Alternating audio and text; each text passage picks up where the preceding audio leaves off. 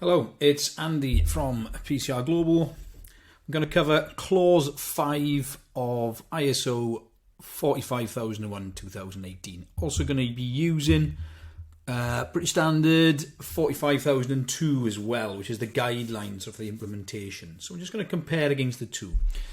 So we're going to start with Clause 5, which is leadership. Leadership and worker participation. It's a really good clause.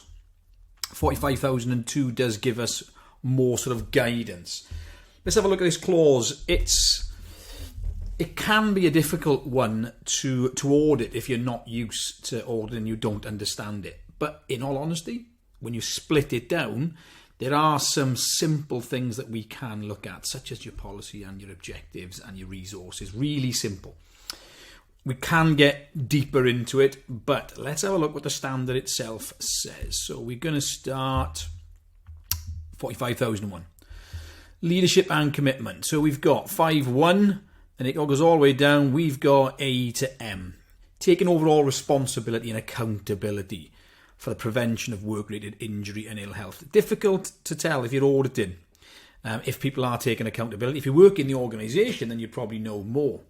Ensuring the occupational health and safety policy and related objectives are established. Now that's more objective there. If we can see a policy, is the policy well communicated? Is the policy being signed? Is it available to see?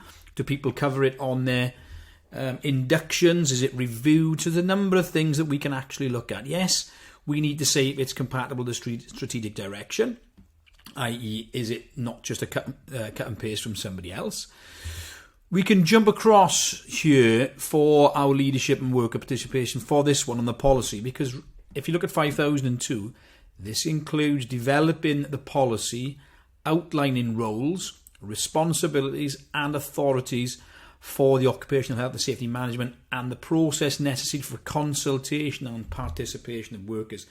We are going to cover A to M, but ultimately that is it, guys. This is what we're looking for. This is how we can demonstrate it. If we're looking for it within an organisation, do they have that policy?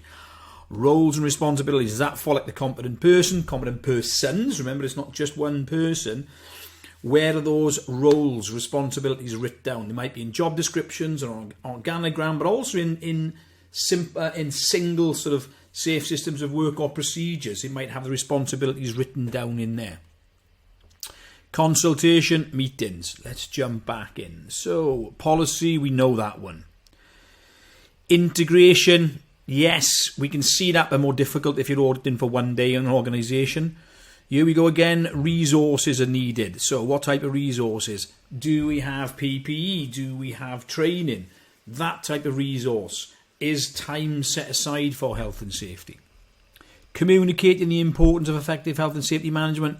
Again, that goes policies, procedures, meetings. It's not just having stuff written on a notice board. Do we do circulars? Do we investigate accidents? Do we circulate the investigations of accidents and the outcomes, I should say? Let's have a look. Ensuring that your occupational health and safety management achieves its intended. Again, not easy to identify. If we've got history written down and we can look at it previous years, then we can see if there are improvements being made. Directing and supporting persons to contribute to the effectiveness. Have we allocated the right people? Have we allocated managers' responsibilities? Supporting persons. So again, communication. You can see it. It's really all roles, responsibilities, accountabilities, communication, talking about it, ensuring things can happen. Supporting other relevant management roles to demonstrate their leadership as it applies to their areas of responsibility. So departmental managers, business managers. Have you provided them training? Could you put them on an IOSH managing safety? And that's not me making a sort of a play for work here, but if you see that managers have got roles, if you see that managers have been given training, then for definite it does demonstrate that commitment. Promoting a culture in the organisation that supports intended outcomes, protecting workers from reprisals, really important. Giving them stop work authority. Is there stop work authority in the organisation? Is it communicated at induction? Has it actually happened? I was training this week and we have some dynamic risk assessment training. The guys were telling me that they'd actually activated that stop work authority during that week. That for me is leadership. It's communicated down, it actually happened, and there were no reprisals. Ensure the organisation establishes and implements the process for consultation and participation. Again, communication and consultation are different. Consultation is feedback. Are we getting that feedback? That could be through meetings, could be through safety walks, could be through surveys. Getting the guys involved, really important. And the same for health and safety committees. So that's leadership and commitment. Is there anything much different in 45,002? There's not. That statement really sums it up. Policy communicated, as we said, roles, responsibilities, necessary consultation and participation. So there's not much else different in here, to be honest, when we look down it. Making sure everybody's involved in decision making if it affects them. Again, that's making sure that your managers and your health and safety guys are on the ground communicating, listening to the information, getting that ground truth, getting that involvement, responding to serious incidents by applying appropriate rules and safeguards rather than imposing measures across all activities regardless of need. That's important. Don't do blanket punishment, basically. Don't do blanket change if it's not needed. So this takes time. Leadership takes time to analyse what's going on the ground and make it specific. This last one I like, actually, considering long-term, delayed and hidden impacts.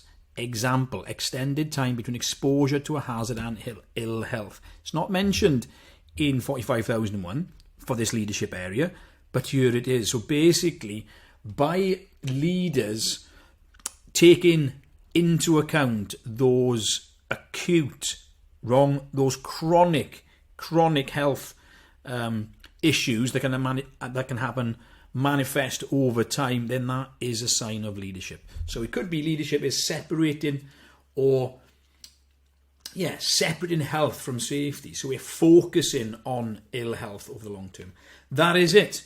Leadership and worker participation. The keys in it there, and worker participation. I hope you found that helpful. Stay safe, stay healthy, and certainly stay productive. Thanks for watching.